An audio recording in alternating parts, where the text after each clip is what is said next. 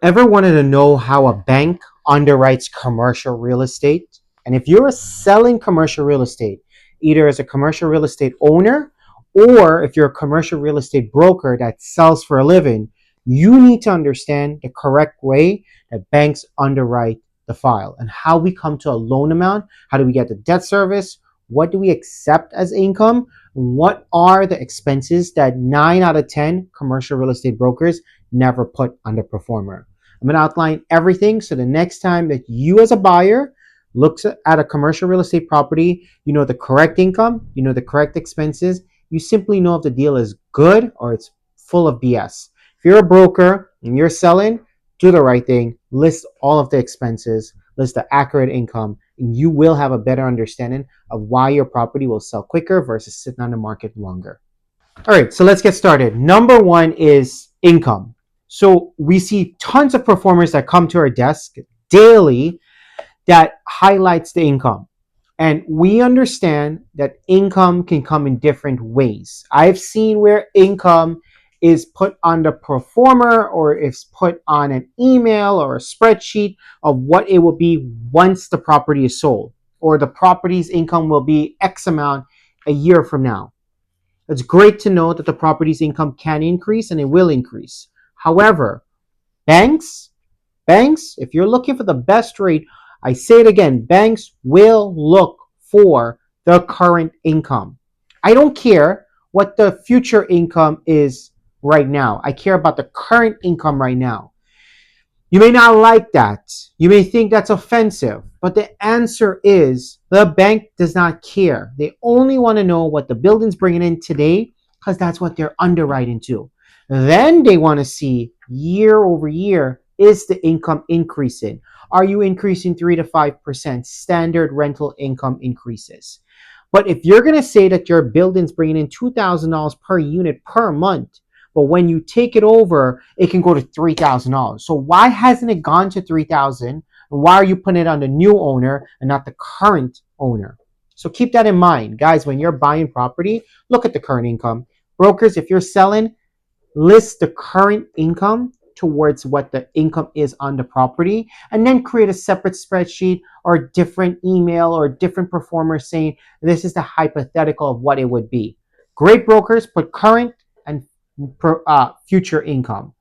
Bad brokers put only the future and forget the current income, and that never flies. Now that the income part is out the picture and we understand that income has to be listed, let's talk about the expenses. This is probably by far my best part, right? So the expenses are always underflated. Income's always overflated. Expenses are always underflated. So we get the income. Now we go to the expenses. Well, what are the expenses?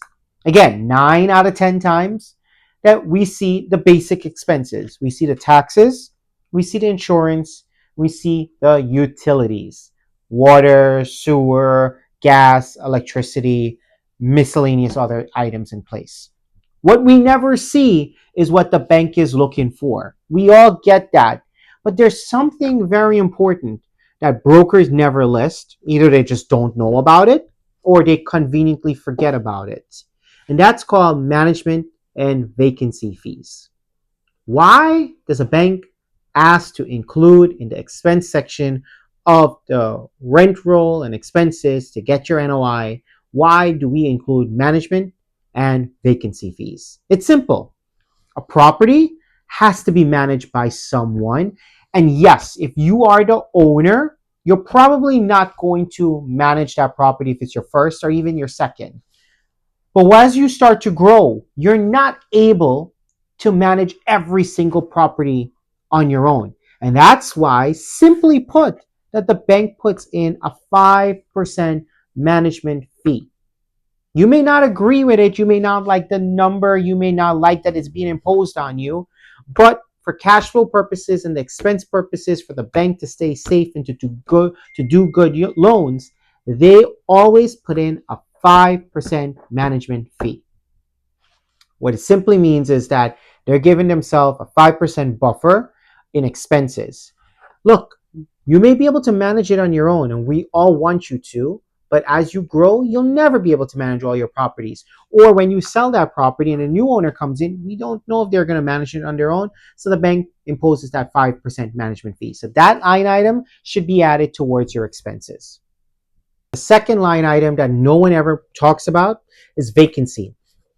Vacancy factor has to be part of your expenses. You are a buyer, you're an investor, you're a broker listing a property, please include that line item and put in as much as 10%. 5% for residential, 10% for commercial. It's simple. Not every property is always going to be rented. They are going to have times where months go by that you might not have a tenant in your residential or your commercial. Commercial could be even longer. So understand that vacancies are a huge factor and banks are going to hit you for 10%. It is what it is. Again, brokers never want to put that because those are not expenses that the current seller is having on their books right now because they don't have it vacant. But the bank will see that this property has a chance of going vacant and they hit you for 10%. In my opinion, that's very fair because what's stopping a tenant from moving out? What's stopping someone from paying? Right?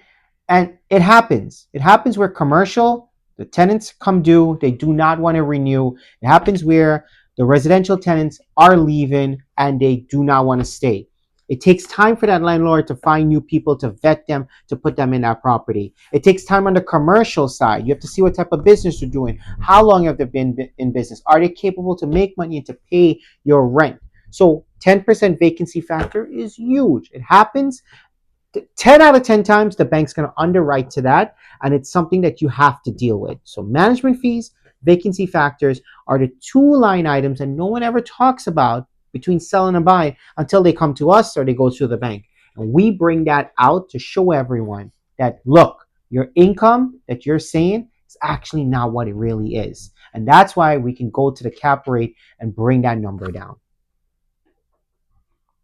So the next time you get a performer or you have a seller agent saying, I have a 6-7% cap rate, look for vacancy, look for management, look for your regular expenses in line, look for actual rental income, not proposed rental or future income, and then see if that 6-7% cap rate is actually correct or it needs to be watered down to the new expense factors that come in play.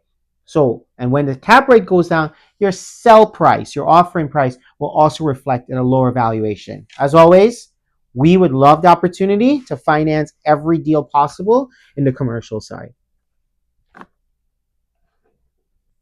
Finally, when a seller's agent provides you with a performer or whatever they're trying to give you to show the actual rental income and expenses, make sure you verify that these are the current rents as of today and that these current expenses are in place with vacancy and management fees. If it's not, say, hey, I don't see a vacancy and management fee assessed on the expense side. Why is it not there? Please include it. My bank is going to request it, right? That, and then with the current rental income, if it's correct, great. If it's future income, remove it and put current. So we have current rents, we have taxes, insurance, and utilities, along with vacancy and management fees. That would give you a better understanding of what the sale price should be, what the NOI is, and what the cap rate is.